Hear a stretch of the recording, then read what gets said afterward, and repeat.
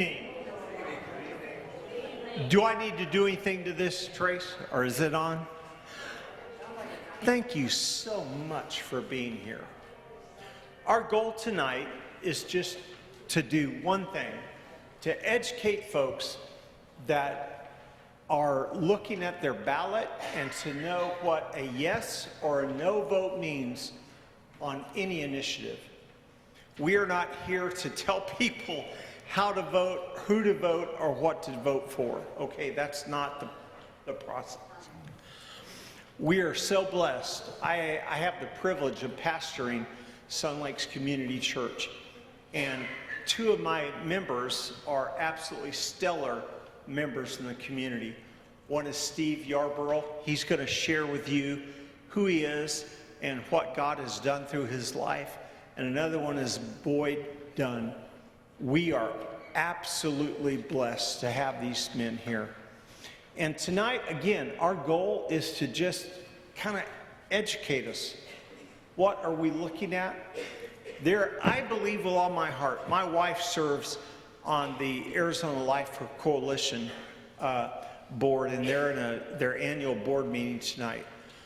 And Mona and I were praying this morning that there might not have been ever a more important meeting, a more important vote than we face right now.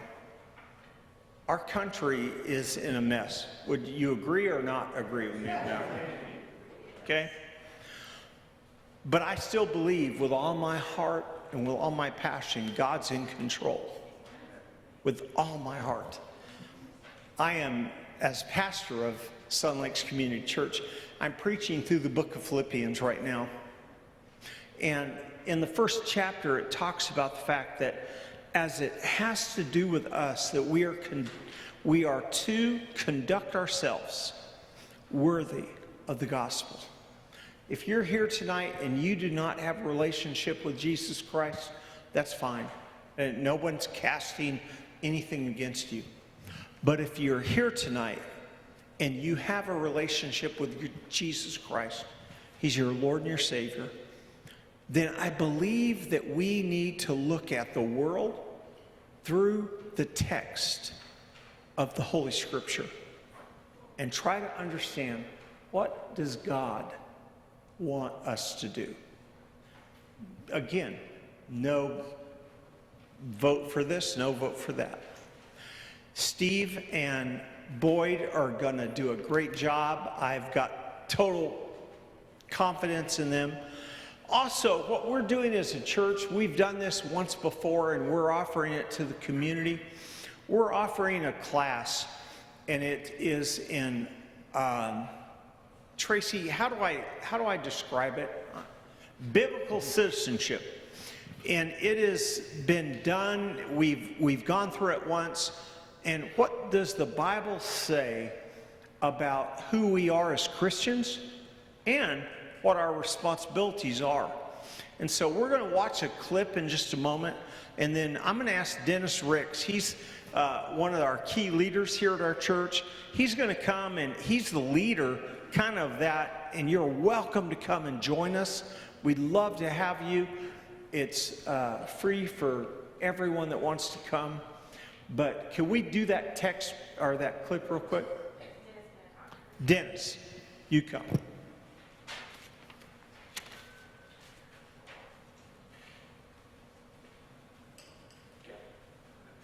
Hi, I'm Dennis Ricks. I'll be hosting the Biblical Citizenship in Modern America video class. And so if you'd like to know more about our Constitution, our republic, not democracy, republic, our founding fathers, and what their visions were for this country, there's a sign-up sheet out back on the table. We'd love to have you sign up. The class starts tomorrow, and it will be held every Friday and Monday for a month at 1:30 in the Chapel Center, which is right across the handicap parking lot here. And each session lasts about an hour and a half, and we try to take a break in there so you don't get too sore on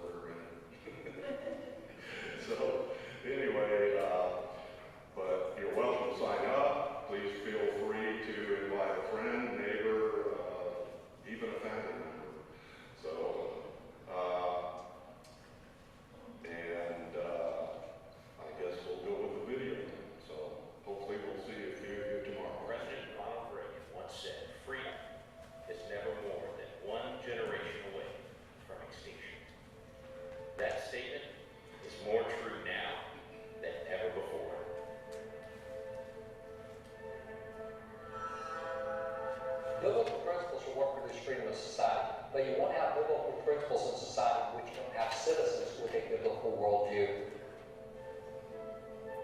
The truth of the matter is most Americans don't have a biblical worldview, which means that they have to draw on, or they've chosen to draw on, other worldviews that are available to them. The further we move away from biblical principles, the further we move away from liberty and freedom. Remember in the Old Testament, after the scripture had been hidden for so long, and it was brought out, and it was read for the people, the people wept with joy. That's right. Because there's freedom in the law. I found over the years that the only really reliable matrix to reality is the biblical blueprint.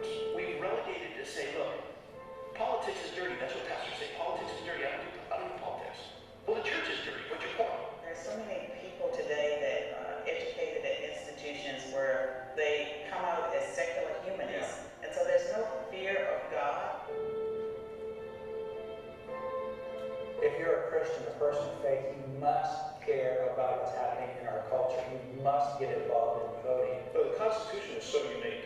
It is the only Constitution that actually limits government. So in other words, if you put bad people into a broken structure, you're going to get bad results. If you have a bad system, you elect good people to go into a bad system, you're still going to get a bad result. The founders knew this nation was already very diverse. Federalism allows that diversity to flourish. And you begin to love what God loves and hate what he hates in the scriptures because your heart is lining up with the heart of God because of the gospel.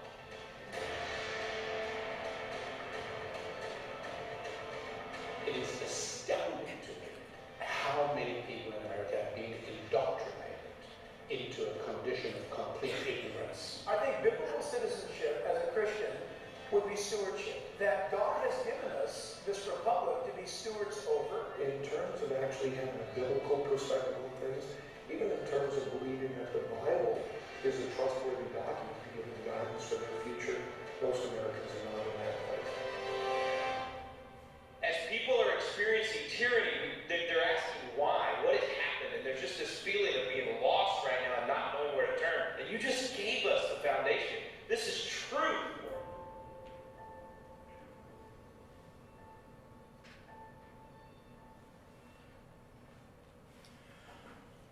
So we would like to invite you to be a part of that.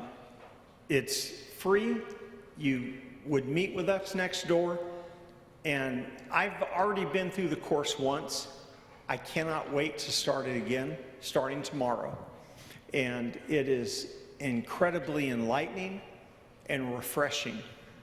We have forgotten in our culture today how much our forefathers, those that went before us, had a faith in Christ and wanted to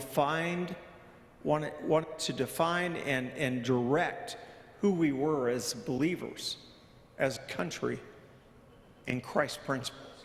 And so that's what you will learn, and I encourage you to come and attend that and be a part of it. Tonight, we are going to hear from two incredible individuals. I have the privilege of pastoring Steve Yarborough and Boyd Dunn. These men are absolutely stellar in who they are in not only our society and within the state of Arizona, but who they are in Christ. I talk a lot at times about economy, who we are in God's economy.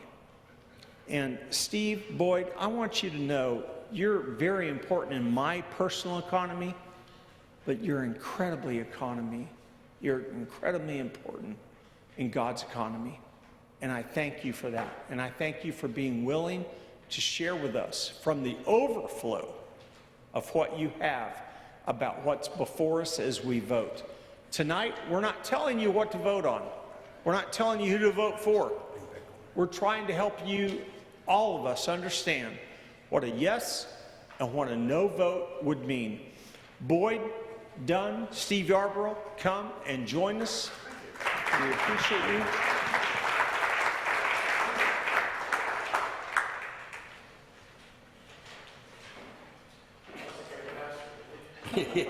Yeah. All right. Well, good evening, and thank you so much for coming. Boyd and I are going to try to sail through all of the propositions, or at least just about all of them, and hopefully we'll have something worthwhile to say. But I want to start by pointing out my personal background. I had the great privilege of representing Sun Lakes in the state legislature for 16 years. And during that time, I served in the House for 8 years as committee chair and speaker pro tem, and then moved over to the Senate where I served 8 more years, including time there as a committee chair, majority leader, and then president of the state Senate. But I want to start by talking about the Legislative Council. What is the Legislative Council, you may well ask? Well, the Legislative Council is a nonpartisan group of staff attorneys.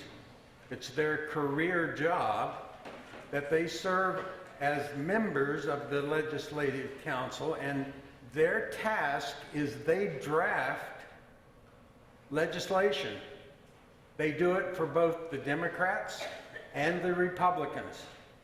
They do that for both parties. They also will do amendments during the legislative process when they're asked to do that, and their work is confidential until the measure is actually published. Now, they also have the task of drafting the analysis that appears on your ballot for each of the propositions. In other words, they have to take the actual language of the measure that has been enacted, put forward for consideration by the voters, and they put that in place. And if you didn't have them doing it that way, we'd be looking at a 30-page ballot if you had to try to actually put the text of all of these measures on the ballot. And so they do an analysis. Now, typically, the Legislative Council is very closely divided between the two political parties. And they go through this process, and sometimes there are disagreements. And when that happens, usually one side or the other sues the Legislative Council to get them to do the job differently. And now I can report this year there were a series of lawsuits attacking the version that the Legislative Council had enacted. But they managed, the Legislative Council prevailed in all but maybe one small matter, and that has been historically generally true.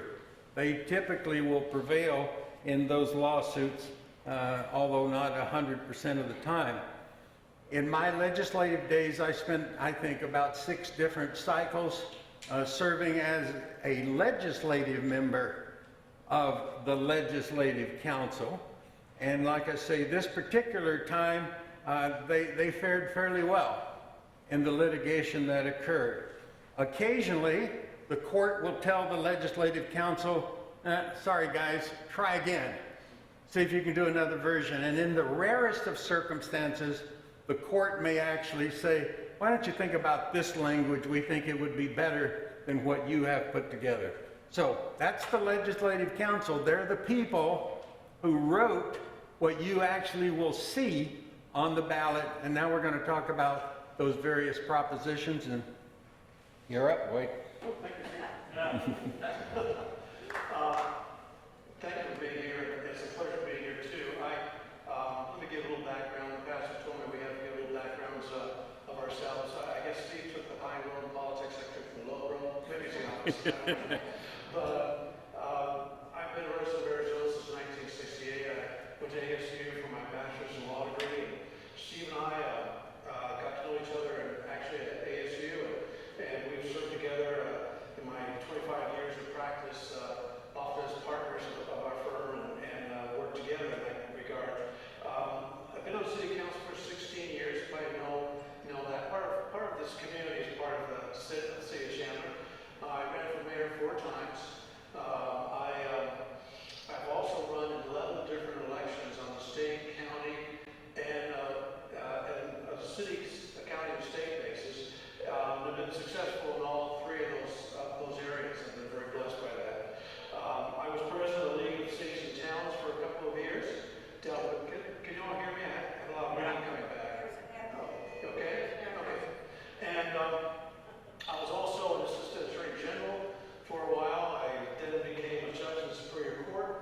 number of years. I retired from being a Superior Court judge. Then after that, I decided to run for a statewide race for the Arizona Corporation Commission. I served in that for 4 years. I'm now retired, thank goodness. A lot of people have said that too. But anyway, it's going to be interesting to look at this process of resolutions tonight because we are blessed in Arizona for being able to be participants in the process of making law. Our four founders wanted citizen involvement in the governmental process. They wanted limited government. They wanted the citizens to be able to elect almost every level of elective office, as well as being participating in putting laws together if the legislature does not. Interestingly, from 1985 to 2022, there's been 178 ballot measures. 96 have been approved, 82 have been disapproved. So about a 54% chance of approval. Of that nature, there were legislative referendums. There have been 12 that have been approved and 6 that have not been approved. So it's been pretty active over the years. And you'll see in some of these resolutions, there's a desire perhaps to change the process a little bit. Now, resolutions can come from the legislature directly. One of the chambers, the House or Senate, proposes it. They are approved by both chambers, and they go on the ballot. They don't need signatures from the citizens. They're voted on by a simple majority to be approved. The other process is a little bit more involved. If we as citizens want to have a resolution, we can do so. But we have to go out there and get a certain percentage of signatures before they can go on the ballot. And that process differs in the sense of wanting a statutory amendment, that'd be 10%, and a amendment to the Constitution would be 15%, and the total is calculated from the total amount of votes, those who voted in the last governor's election. So this year, the number of votes for governor in 2022 decide who would be, what the percentage of signatures would need to be. And believe me, they go out and get those minimum signatures and probably double, if not triple, I don't know, if they want to be safe, because they have to be valid signatures. And there are times when that's a difficult thing to achieve. So with that, I think we have the first proposition that Steve will present. Great, thanks, Boyd. The first prop that we're going to look at is Prop 133. It's called Primary Elections. That's the name of it. This is a fairly simple and straightforward constitutional amendment. It would reinforce the current primary election requirement that each certified political party, be they Democrats, Republicans, and Greens, and sometimes Libertarians, they would conduct their own primary election and then send the measure on to the general election. Now, this measure, however, is intended to, frankly, compete with one of the other measures that is on the ballot. They are competitive measures, one put on by the legislature, one, as Boyd will explain later, one put on by the citizenry. That one is called Make Elections Fair Arizona Act.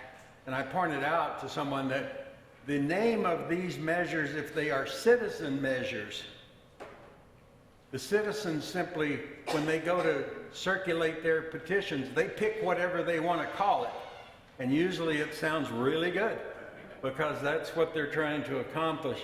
The legislative measures, if they've been referred to the ballot by the legislature, then the legislative council that I talked about, they determine the title of the measure that's on the ballot. This system of each party electing their own candidates has been true since prior to statehood. The new proposal that, like I say, I try not to get too much on Boyd's territory, but the new proposed system is similar to one in place. It's in place in California and Alaska, and it includes an option of what's called ranked voting. And that is clearly a more complicated process than what we currently have, where there's simply a primary and then it goes on to a general. It is also a result of the general election process. If the second measure makes it, and like I say, this one is designed to try to make it less likely, quite honestly, but if that measure were to be successful, you could actually end up with the circumstances where a single party would have both candidates on the ballot in the general election. That's obviously a change, because now you have a primary, and whoever wins the Democrat primary, they're on the ballot in the general, and likewise for the Republicans. That would be changed if that measure succeeds. And there's some interesting stuff, I don't know that we'll get into it, about what happens if two competing measures both pass. There's a process for dealing with that. Would be interesting indeed. I guarantee you we'll be litigating that if it happens. Thank you, Steve. The next proposition is 134 on your list, and this is dealing with a referendum for a constitutional amendment in terms of how citizen initiatives are placed on the statute. Currently, as I said, we get either 10% or 15%, depending on statute or constitutional amendment, and that's based on the number of total votes of the governor in the prior election, and that can be done statewide. So often, you choose perhaps those areas of the state that may support your referendum to get those valid signatures. Now, this is a new referendum I actually call More the Merrier. Now it's going to be the requirement of getting those percentages from every legislative district. There's 30 of them, so you'd have to go out if you want to put an initiative on the ballot as a citizen and get the required number of votes from each legislative district, whether it's in Phoenix or whether it's in a rural area of the state of Arizona. It will vary based on the number of votes for governor in that district, but that's a lot of extra work. The arguments in favor of that, there's a few. One is that it will include the rural part of Arizona. Arizonans that may not feel like they have voice in initiatives, because most of the initiatives are, the signatures are gathered most likely in Maricopa or Pima County.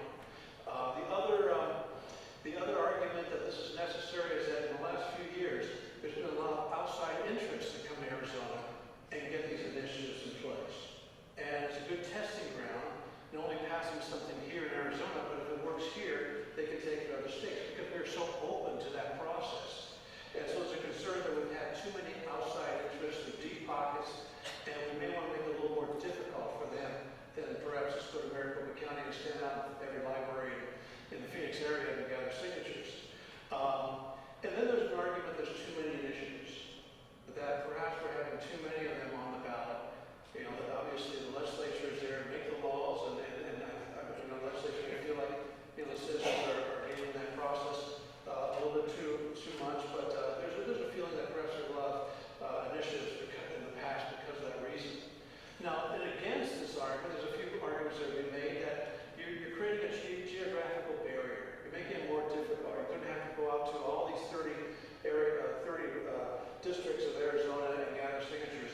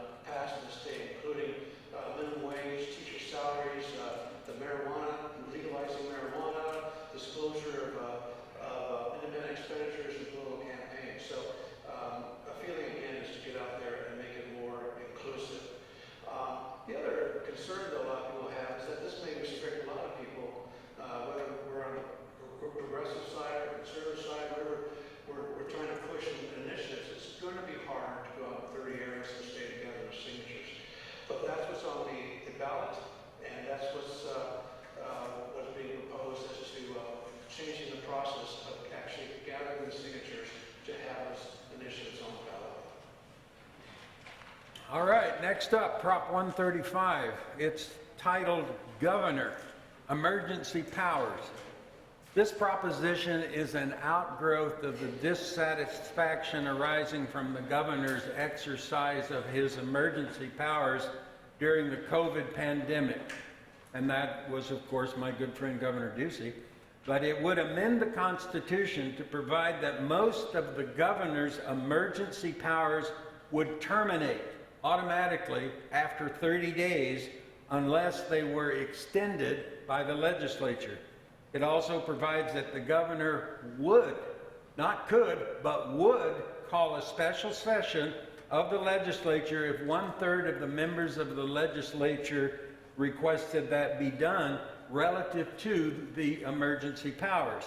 It also provides that the legislature could terminate the emergency powers by passing a concurrent resolution. So, it's a fair question to say, is this a struggle between the legislative and executive branches of the government? Yes, it is. And should the executive powers be transferred to some extent to the legislature by a vote of the people? Going forward, who do we prefer would have most of the power to continue an emergency declaration? The governor or the legislature? Which of these two are more likely to follow the wishes of the people? You decide. The next resolution is similar to what I was talking about in terms of citizen initiatives. Again, not only qualifications, but in terms of dealing with whether it should be on the ballot or not. It is called the proposed amendment to the Arizona Constitution relating to ballot measures. This one deals with the timing of how you can attack or challenge the constitutionality of the citizens' initiative. Currently, if an initiative qualifies and the resolution is on the ballot, it goes to vote. If you have a question about the constitutionality of that, you wait until the vote is successful. Then you can challenge after the vote occurs. This measure would allow that challenge to occur before the vote, if someone feels as necessary. And it occur as late as at least 100 days before the election itself, 100 days before. Now this is significant in the sense that if you're out there working on a citizen's initiative, you've expended all this money to get qualified for the ballot. A lot of expense goes into the signatures.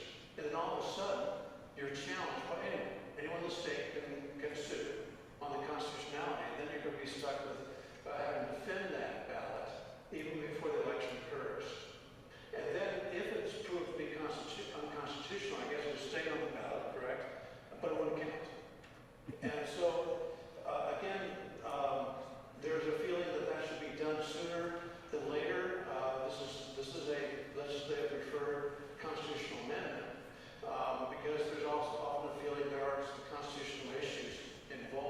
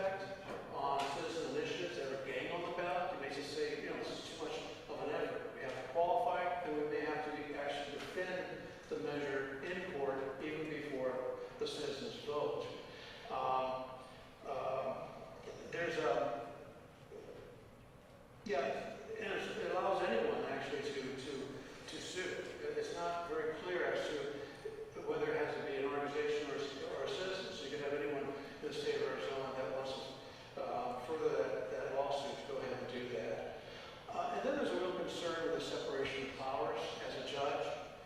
Typically, we let the legislative process play out before the courts get involved. It makes us uneasy. The courts are involved on initiatives on a procedural basis in deciding whether there's enough valid signatures. That's a role the court plays. And they usually make a quick decision in that respect, but it's not dealing with the substantive content of the law or the proposed law itself. So this would, I think, bring up the question whether that separation is being violated in the sense that let the legislative process play out and then bring in the courts afterwards, not in the middle of the process. Thank you. All right, next up, Prop 137, titled Having to Do with Judicial Retention Elections. Arizona, as you probably know, has a merit system for the selection and retention of judges, and it applies in counties with more than 250,000 residents. Presently, that's Maricopa, Pima, Pinal, and Coconino counties. The other 11 counties elect their judges. So we have this 34-member commission known as the Judicial Performance Review Commission. Try saying that really fast. That group evaluates judges and votes on whether they should be retained. They consider this every 4 or 6 years, depending on which judge it is that's coming before them. Judges in Arizona also have a mandatory age 70 retirement provision. So you're out at 70 regardless. Sorry, Boyd. Definitely out. It would also make the Court of Appeals judges stand for retention votes statewide. And the argument is their decisions apply statewide, so why shouldn't the entire state vote on whether they get retained or not? Currently, only a portion votes on each of the Court of Appeals judges. If passed, the 2024 regular retention vote would not apply to judges who are on the ballot for retention this year. Now, that provision is frankly irritating to some groups who are seeking to remove Justices Bolick and King because of their vote on a pre-statehood law relative to abortion. Now, the irony of that is the legislature actually appealed that law after the fact and enacted a 15-week requirement. So the point that is being used to attack these two justices is actually moot. It's gone. It's done. But nevertheless, the attack proceeds. I will say, personally, I believe that Justices Bolick and King, who are both, in my view, top-notch and received excellent ratings from that Judicial Performance Commission. But some citizens groups are opposing their retention, and they are spending some serious money doing it. Here's where judges are frankly, historically at quite a disadvantage. They're not used to going out there and being involved in political campaigns, raising money. And in fact, those are some of the reasons why we got merit system to begin with, was so that they would not have to do those things. But we'll see. Some of the folks who love merit selection the most now may be faced with a situation where the process is being abused for other reasons than the merit of the particular judge. Steve said I could do a little con on this. Being a judge, just to kind of give a perspective on the importance of this law. Merit selection is a model law for the nation. It really has been. And it was passed in 1974, 50 years ago when I was even in law school.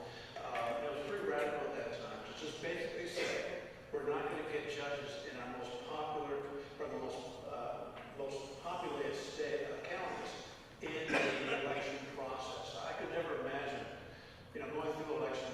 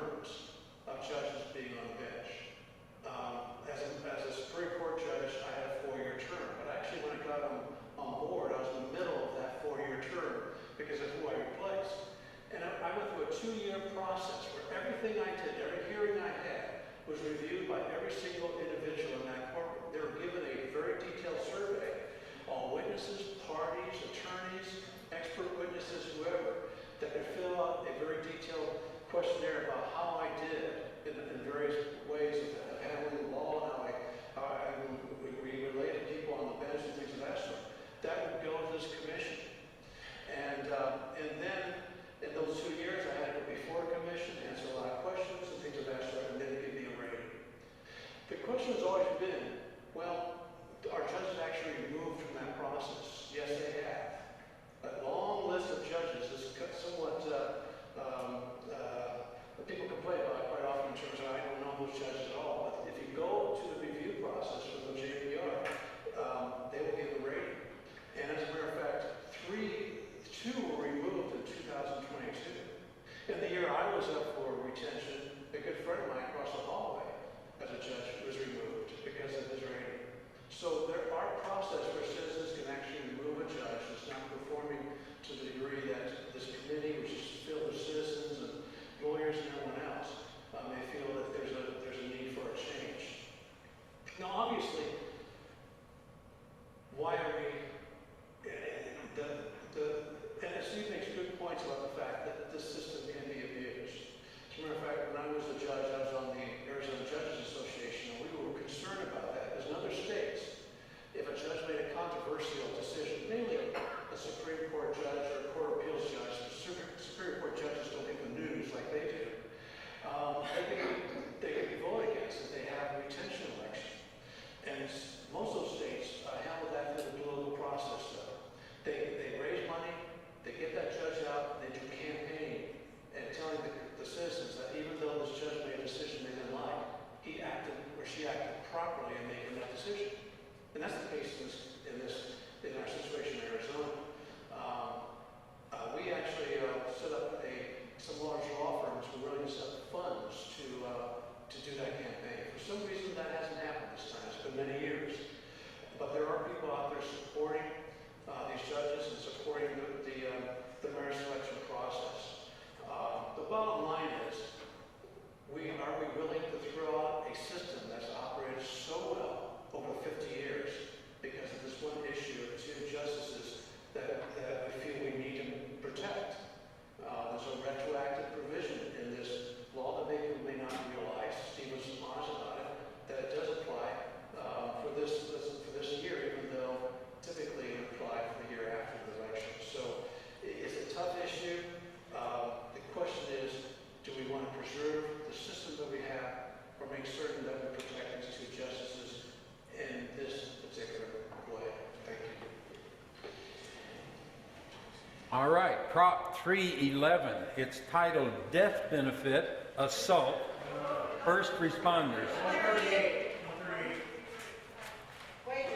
See, Steve was trying to take away my... Yeah,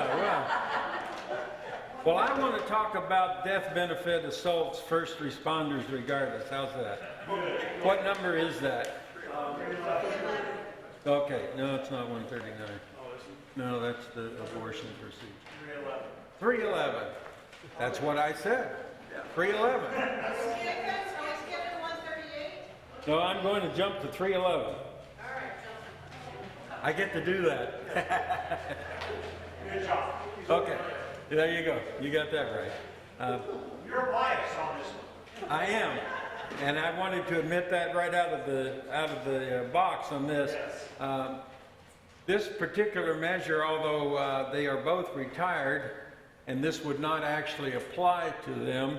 My wife and I are parents of two career police officers, one in Chandler, one in Gilbert, and I would be admittedly biased.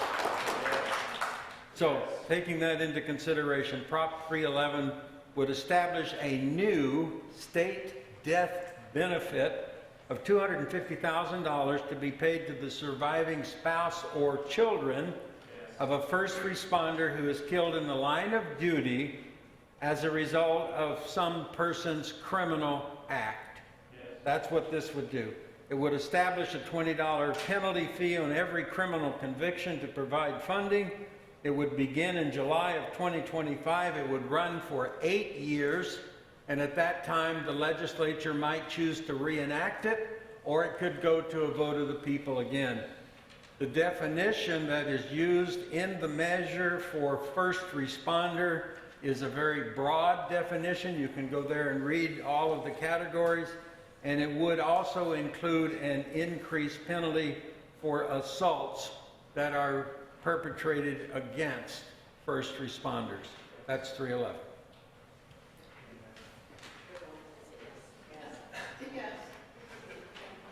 You got No, you're good. Okay, I'm good. I have to follow that by talking about tips. So, this is Proposition 138. Is that correct? Okay.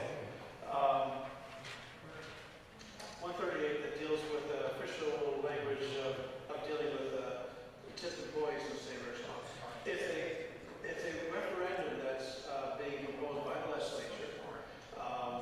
I think on behalf of a interest group that went to the legislature, the Restaurant Association, that wants to tweak what occurs for tips employees in the state of Arizona. As you recall, 2016, an act was approved called the Fair Wages and Healthy Families Act. That's the title.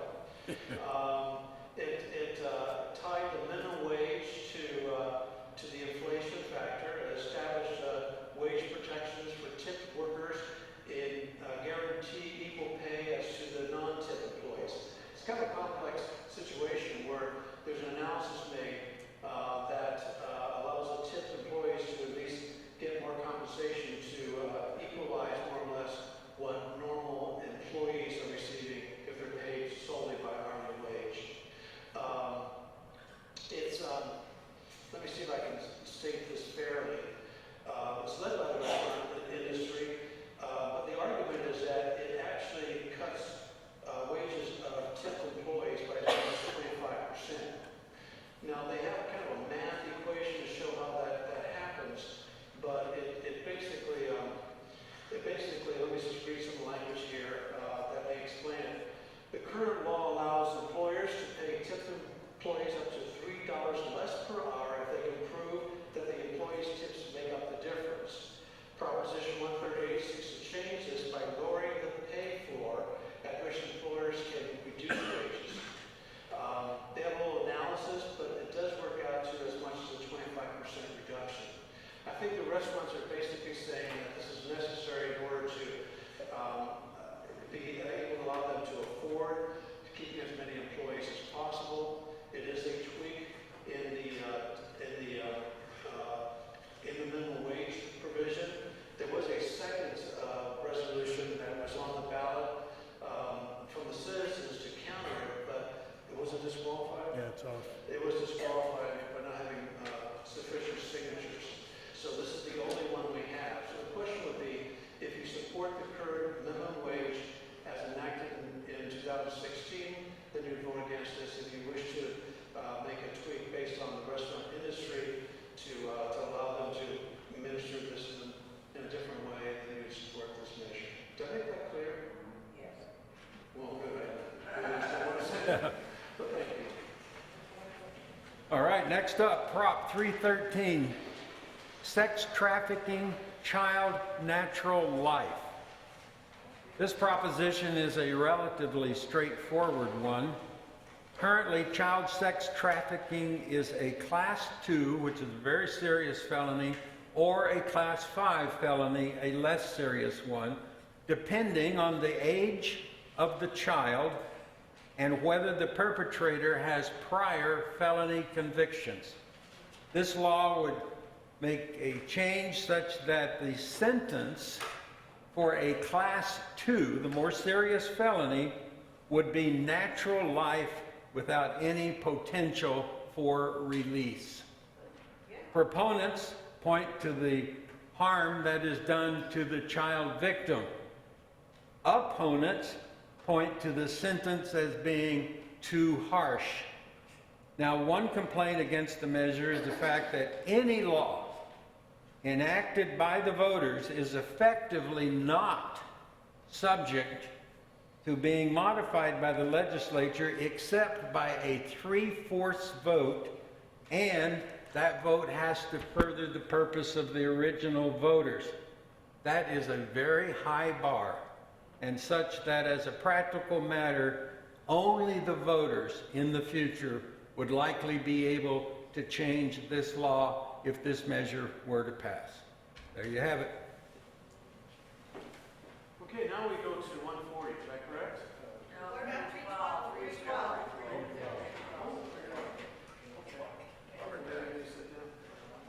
Nope, not mine. 312.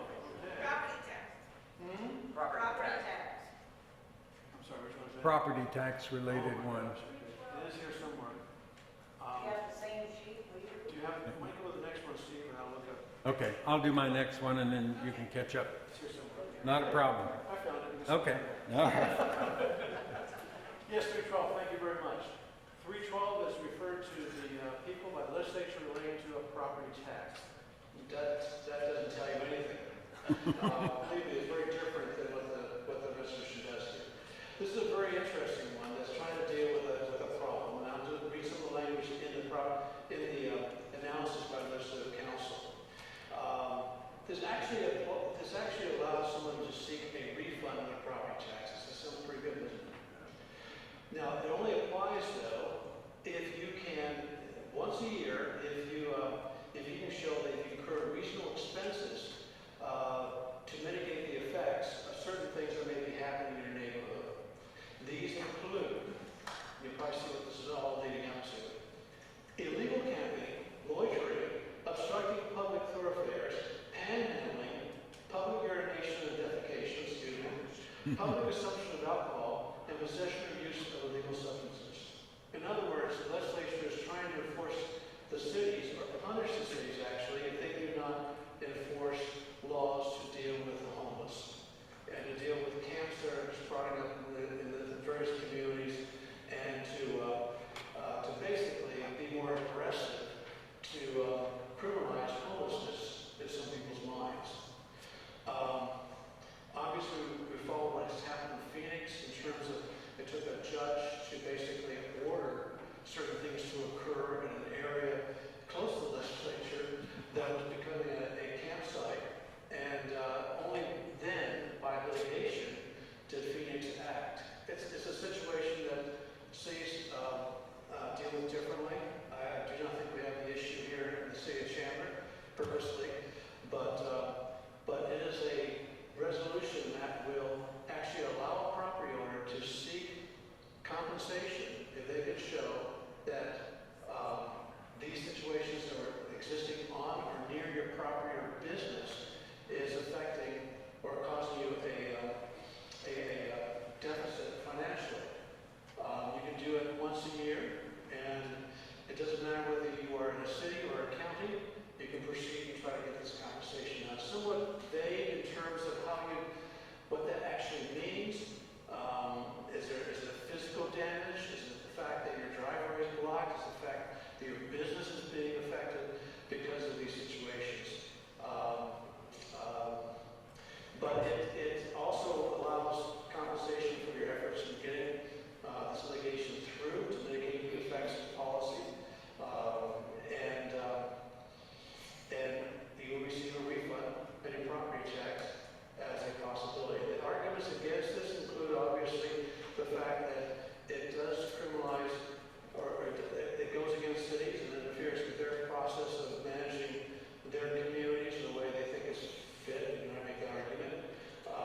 Is enacted to penalize cities and may incur certainly an expense that cities can afford by losing property tax revenue and the expense of defending that litigation. All right, Prop 315. One more. There you go. Legislative ratification regulatory cost. This proposition I would describe as important, but very much inside baseball.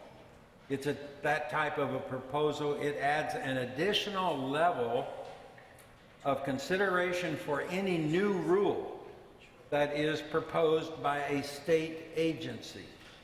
It provides for a review of the proposed rule by the Administrative Rules Oversight Committee, and proposed rules would have to go through this added review if the rule would add more than $100,000 in costs over 5 years. The legislature would also be authorized to ratify proposed rules, and the proposition would not, as it frankly shouldn't, apply to the Corporation Commission. This proposition may be very meritorious. However, I think it is very technical and quite complicated, and without some entities out there spending some serious time and money promoting it. I will be very surprised if this one makes it all the way home with the voters.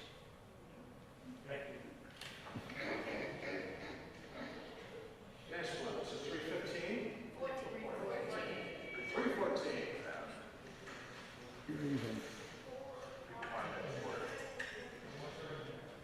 Okay, this is the, refer to the people by legislation relating to responses to harms at the border, harms at the border. It deals with immigration. I otherwise title, here we go again. This is a complicated provision that deals with the issues of immigration that we're feeling here in the state of Arizona.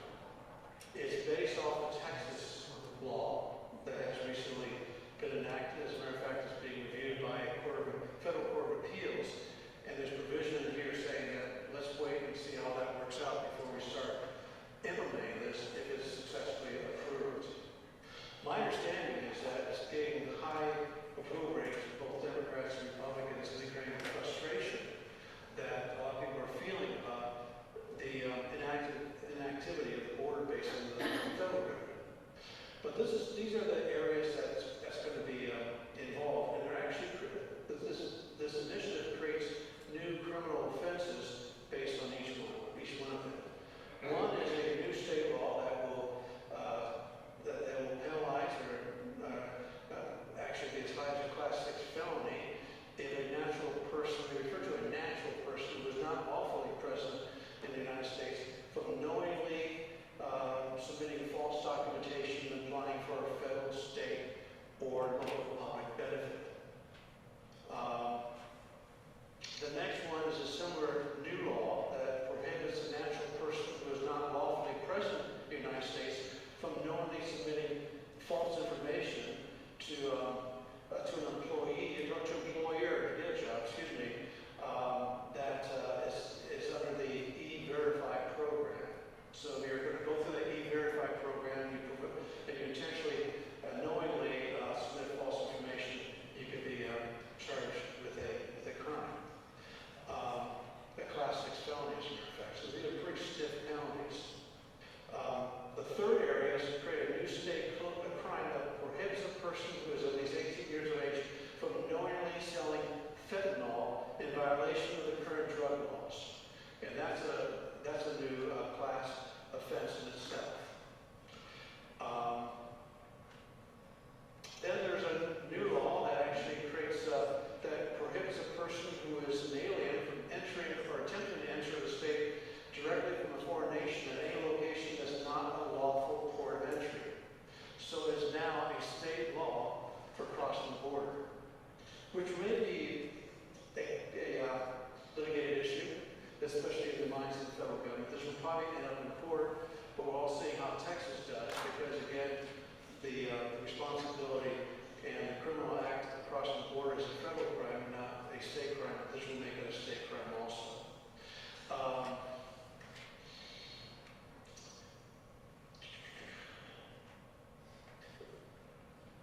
Then there's also a final law that's a new criminal act if someone simply crosses the border and refuses to return. So every base is essentially covered. And the concern that a lot of people may have in this is that because there's so many different requirements, it also involves the area of enforcement in the sense that it authorizes state and local law enforcement to be involved. If you do recall, there's been issues in the past. So in the city of Chandler, we had the infamous roundup. If you remember that. I was mayor at the time, and my police chief decided to go out and simply enforce immigration law without our knowledge. Actually, without the knowledge of the city manager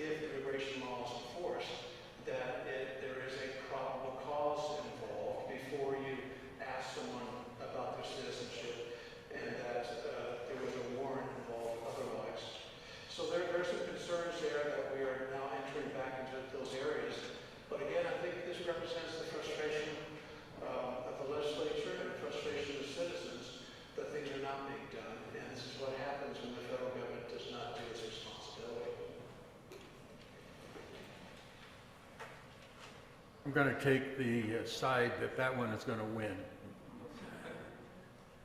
Prop 139, the Arizona Abortion Access Act. Now, this proposition is arguably the most controversial one on the ballot. It would permit abortion of viable babies beyond 15 weeks gestation, which is currently permitted under Arizona law. And it is accomplished by way of the so-called mental health exception.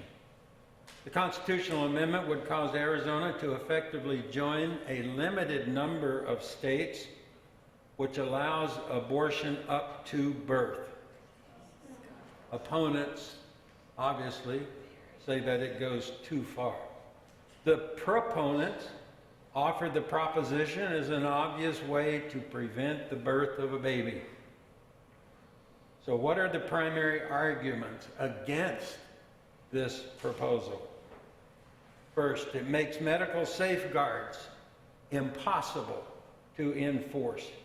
It would provide no regulation can infringe on an individual's abortion decision, not even safety regulations. Second, it takes the doctor out of the doctor-patient relationship. The term doctor or physician is not in the proposition at all. Third, it legalizes late-term abortion beyond viability under a broad exemption for mental health of the mother. Fourth, it would protect sex abusers by prohibiting any penalty for assisting someone getting an abortion. Forcing victims of sex crimes to have an abortion to hide the crime would be permitted. Fifth, moms and dads would be shut out of the child getting an abortion by removing the parental consent requirement from Arizona law. And sixth, although folks may have different opinions on abortion, polling shows 90% of voters agree abortion should be limited to 15 weeks or earlier. Abortion is currently legal up to that time and even beyond for certain medical emergencies. This is the proposition that is being promoted by the greatest amount of money being spent in support of any of all of these measures we've talked about tonight. I say let your conscience be your guide, not the latest TV ad. I would also echo that this is our concern, I think. And even before I start reading these resolutions, can you hear? Yeah, we're good. Okay. A question? Talking about the money that was being put into this, was it for or against? The money that is being spent is overwhelmingly for the proposition. Thank you. And again, the comment I was making is that even before I started reviewing these propositions, I was amazed at realizing some of these were going to be for us as voters. We've been so focused on the candidates running in this state, nationally and otherwise, we forget these key propositions. And it's my encouragement, encourage your friends to actually sit down and read them. Some of them are very taxing, but if you read that proposition on abortion, I think we'd have to agree it's just gone too far. Whatever your beliefs are, it just goes too far. Whether you're anti-abortion or you may have something in between, it needs to be voted down.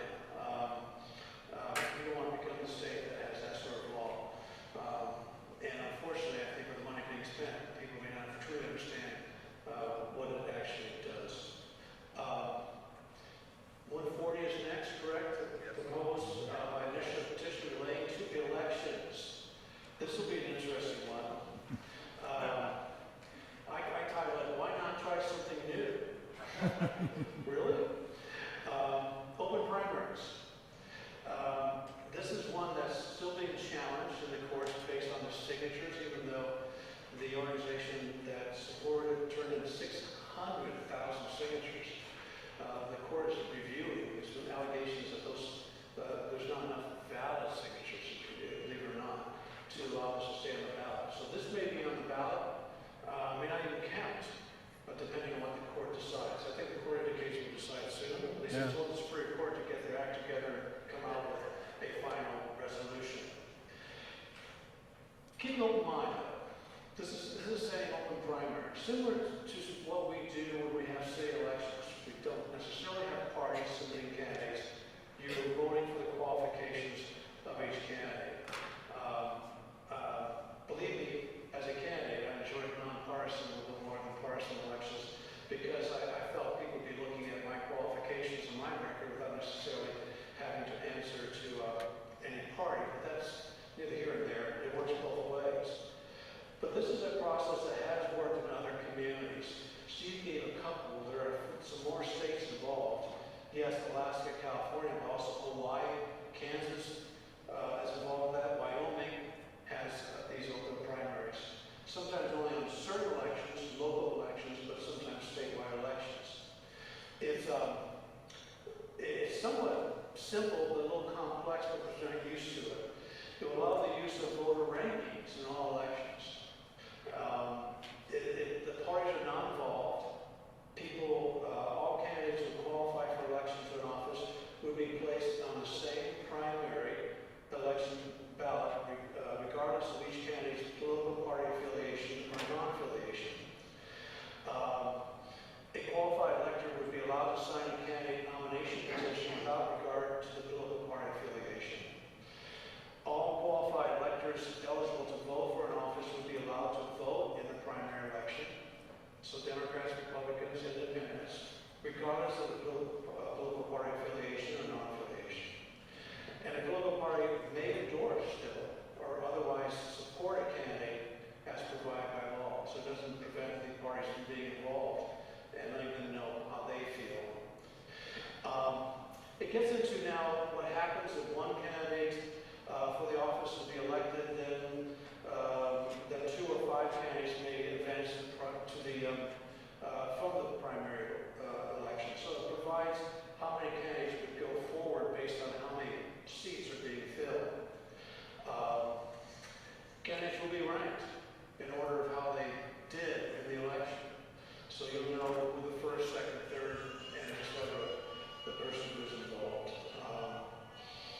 And at a minimum, the voter rankings process must allow a voter to rank all candidates for the office in order of the voter's preference. It prohibits any use of public monies to administer the political party elections. I don't know how this affects clean elections. So we have clean elections in the state of Arizona that has been very important for the Arizona Corporation Commission. It's one of the things I worked on to get a code of ethics through. It took 3 years of my 4 years to do with the support of both Democrats and Republicans that now requires and has resulted in all candidates running for the Arizona Corporation Commission to run clean elections, and that's eliminated all those contributions that were previously received by utilities. Both sides. So, why? I think the arguments I hear are that that many feel that the best qualified and the most electable candidates do not necessarily come out of the primaries as we have today. Independents feel that way, but some members of the Democratic and Republican Party may feel that way. In the sense that perhaps those who get out of the primary are focused on 1 or 2 issues that are not generally viewed the same way by the general population. You probably think of those issues, whether you're an election denier or something of that sort. What's happened quite often is that,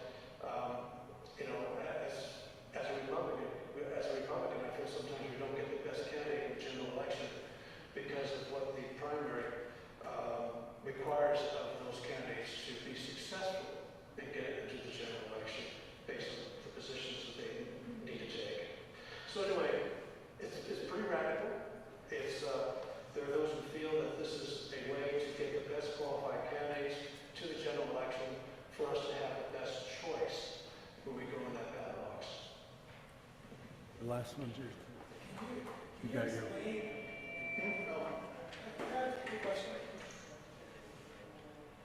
Can you explain that early on when we started, Steve was mentioning that 133 competes with 140. So can you elaborate further on that in the event that they both, Yeah. if both of them, Yes.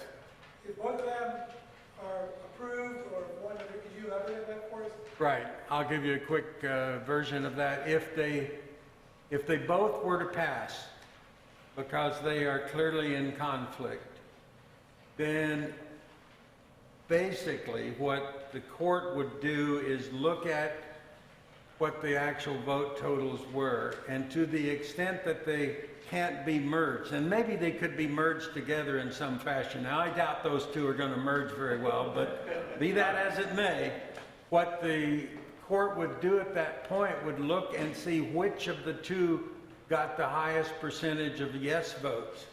And that would be the one that would be ultimately enacted as opposed to the other, obviously. Tricky business, but so is the whole ranking process. I'll tell you a quick story. Most of you, being politically astute, probably have heard this. In California, the Senate race, Adam Schiff was the Democrat favorite, Steve Garvey the Republican favorite. Mr. Schiff's campaign decided that they actually would prefer that Steve Garvey be the opponent in the general. And so they actually spent money, the Democrats spent money to help the Republican make it to the general.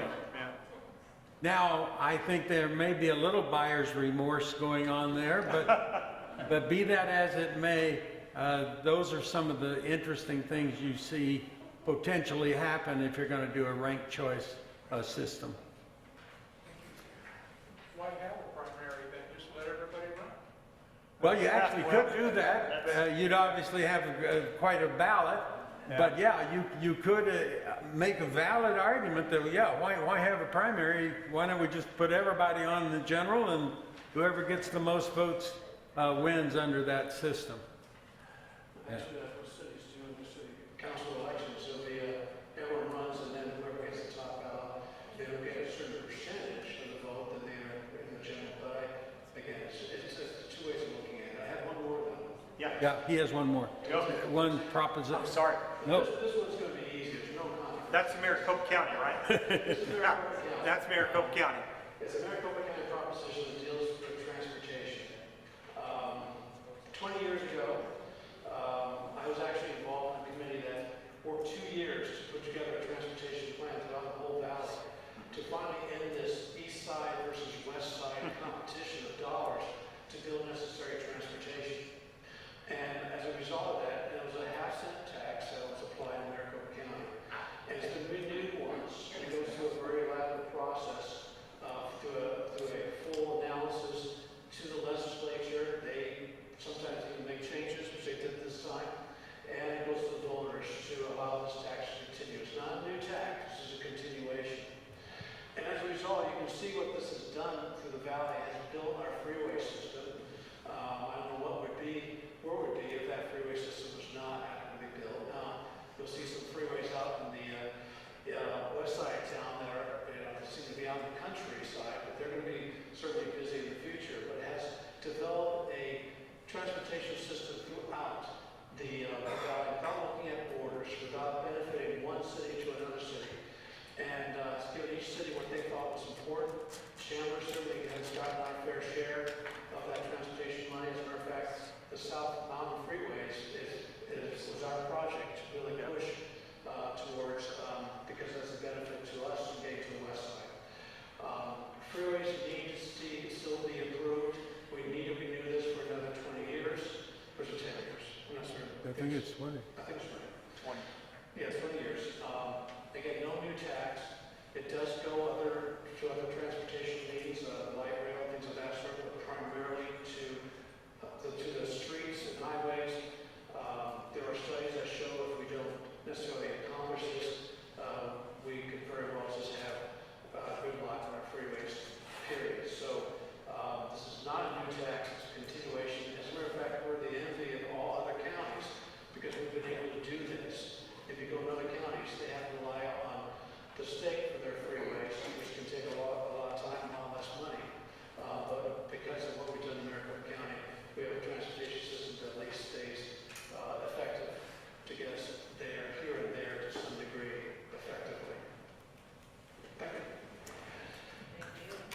Aren't we blessed to have these guys?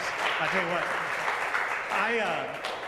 I have the privilege of knowing Doug Minsful, and yesterday he asked me, they've got a meeting tonight about they're doing some freeway stuff on the West Valley, and he said, man, Mitch, will you guys pray for us?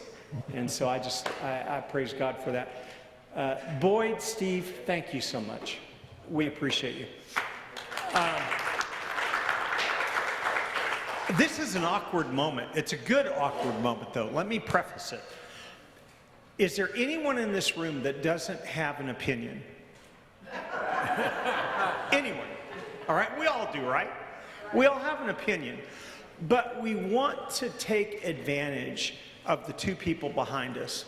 Boyd, as a judge and a leader in the community, Steve, as the state legislature.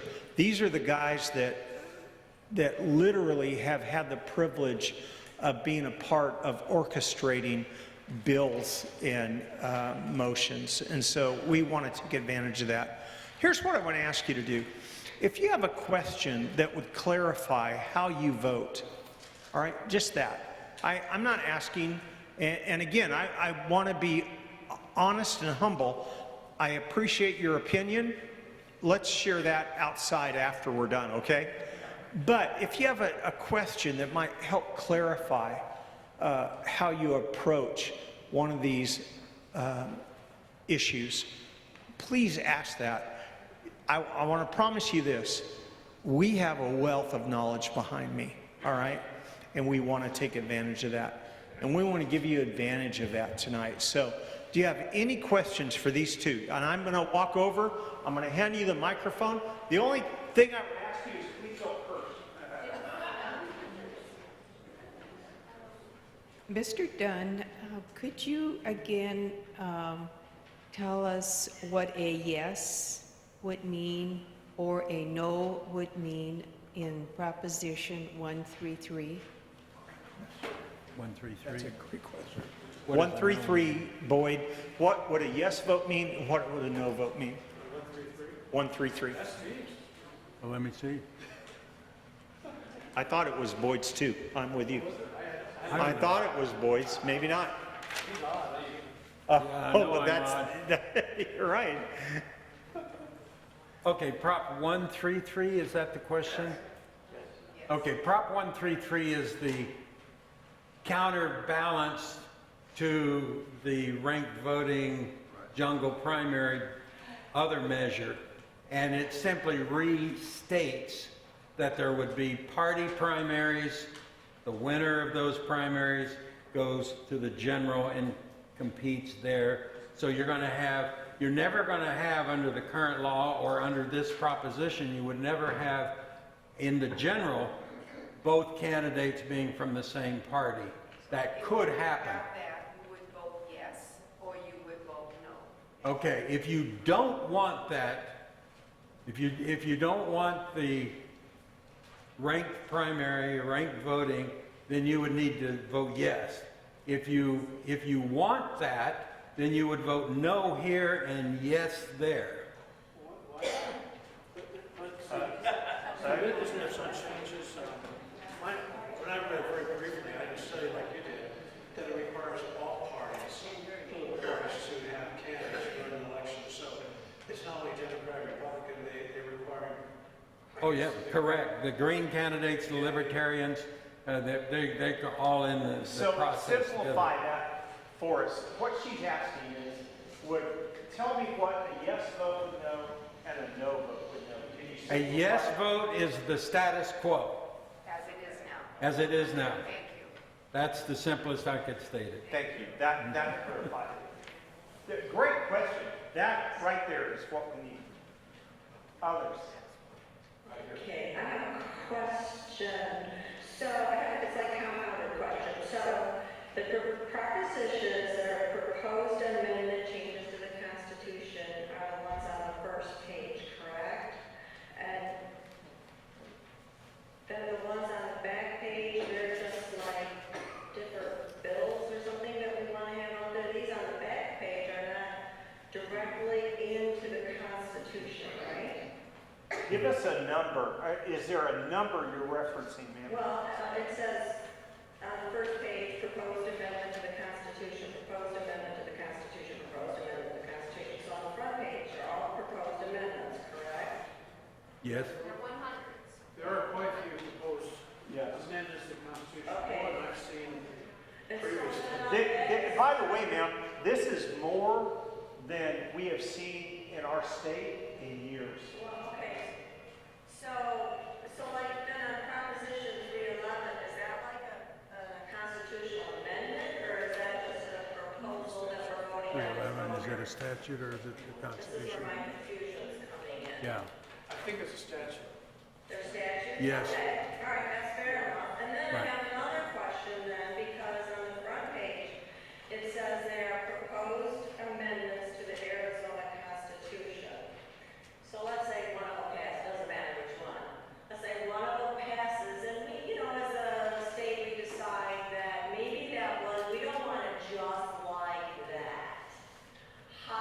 Then what is our duties, or then how as a state, as a voter, how do I change it? Or how is something tweaked or amended or whatever? You make a very good point. And that is one of the dilemmas that is generated by what was passed years back, and it's called the Voter Protection Act. And what that simply means is that if the voters enact, whether it's a legislation or whether it's a constitutional amendment, if the voters enact it, then the legislature is prohibited from changing it unless they can do so with a 3/4 vote or a 3/4 vote. I can tell you how many times that has happened. So you can do it with a 3/4 vote and you also have to be furthering the purpose of the original legislation. So you've got two giant hurdles as a practical matter. It's going to have to go back sometime in the future for a vote of the people, either a referral by the legislature or citizens collecting signatures. That's the only way it's going to get changed effectively in the future. And I think that is why you're getting such bold amendments coming to state, because they're going for the gutso, because they know that the legislature cannot, and why we will not have enough votes to change it. And that's why it's important to vote down any, like the abortion amendment, vote it down because they simply went too far. It's the same thing happened in other initiatives too. The marijuana initiative was such a bad law in various areas as a whole or in parts, but it's very hard to change. It's not impossible to And change. Steve, you said that's like not happen, right? Right. Okay, all right. To get I wanted to 3/4 follow vote, you your can't thought. get 3/4 vote on the ice cream and apple pie. Well, we have a majority of one. So I got to hold the microphone, I got one more quick question, and it was just brought up. So between Proposition 133, which is the voting thing that we just talked about, and then that other one we were talking about, why do we need to change what we have now? Well, I guess that would be up to the people to decide. All right, that was just Very good, yes. I didn't understand the question. Yeah, we're good. The mirror, yeah. All right. These are actually awesome questions. We could not have prayed for better questions. Deb? Yeah, Steve, or could you just go over again what Prop 313 is? And what a yes vote is, what a no vote is? Perfect. Did you hear that, Steve? 313, that's the sex trafficking legislation, and basically, the most precise thing you could simply say is that it makes what is now a Class 2 felony that has a very serious prison term on it already, but it would make that a life in prison without possibility of parole. That's what it would do, effectively, simply. And that would be a yes vote. That would be a yes vote. Yes, ma'am. And that's the punishment that is Judge, if you do that, you're taking any discretion away from a judge in that case, if that's what you're saying. Say that again. I didn't Well, understand. that law would take any discretion away from a judge. Oh, In a sense, yeah. Absolutely. Judges don't like that, but sometimes, it's necessary. They usually give a range, but not something that absolute. I mean, there's no reason to even. Right. So when you sat on the bench, the decision was made for you, basically, right? Yeah, usually you have a parameter. Right. But usually not. This takes lifetime in prison without parole. And you can't think of a situation personally that you would probably want to have anything mitigated from that, but there could be, and you'd have no Sure. choice. In fairness, I should probably tell you that this was advanced originally as a bill, went Yeah. to the governor, was vetoed. Explain that, Steve. Unpack that a little bit. It started out as a piece of legislation. Mm-hmm. It passed both houses, sent to the governor, she vetoed it. Mm-hmm. Then the response from the legislature was, we'll go around you. Yep. We'll send this to the people Yes. directly. And that's where it stands at the moment. Does that make sense? Not identical, but Okay. very, very That similar. was a great explanation. Thank you. Other questions? Any at all? Any at all? Thank you. It's our hope and our prayer that tonight literally has helped you as we, and again, I mentioned this a moment ago, I have the privilege of pastor of Sun Lakes Community Church. Right now I'm preaching through the book of Philippians. I'm loving every second of my study. And this Sunday, literally this Sunday, it admonishes us, Paul does, to consider your actions worthy of the gospel. If you're here tonight and you do not know Christ as your Savior, ignore me right now, please. All right, this is not directed to you. But if you do know Christ and you have a relationship with Jesus Christ, tonight was important because we are to consider who we are in Jesus Christ as we go forward in helping shape the community that we live in, right? I mean, that's what we want to do. And it is, your attendance tonight has absolutely blessed my heart. And I thank you so much for being here. Steve, Boyd,